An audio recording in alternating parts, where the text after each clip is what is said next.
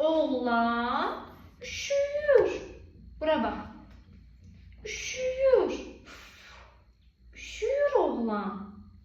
Ne var? Qar yağıb, soyuqdur. Qız xəstələnib. Xəstələnib. İdman eləyir. 1, 2, 1, 2. Sevinir. Ay sağ ol, sevinir. Çalır. Aferin sana. Ağlıyor. Necə ağlıyor? Esneyir. Aferin sana. Yatır. Malades. Aferin balama. Bu neyir? Hüslənir. Necə hüslənir? Aferin.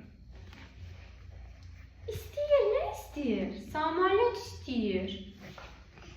Qız tullanır. Hoppa. Hoppanır.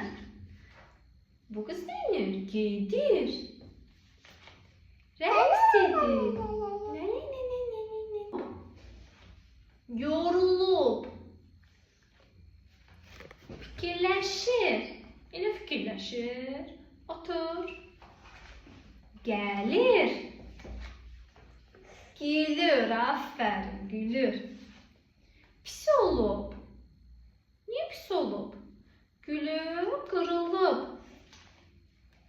Bu neyinir? Neyinir? Qaçır. Yelənçəkdə yellənir. Aferin. Meyvəni ölçür. Neynir qız? Kız neynir? Neynir kız? Saçını darıyır. Aha. Köynəyini soyunur. Neydi? Piləkəni qalxır. Necə qalxır? Cum cum cum cum cum cum. Cum cum cum cum cum qalxır. Qarnı ağrıyor. Qucaqlayır. Necə qucaqlayır? Kitab oxuyur. Ayşə, qapını döyür. Tuk tuk tuk tuk. Lövhədə yazı yazır. Yazı yazır. Siçandan qorxur. Neynir? Burnunu silir, aferin. Yox, yox, istəmir.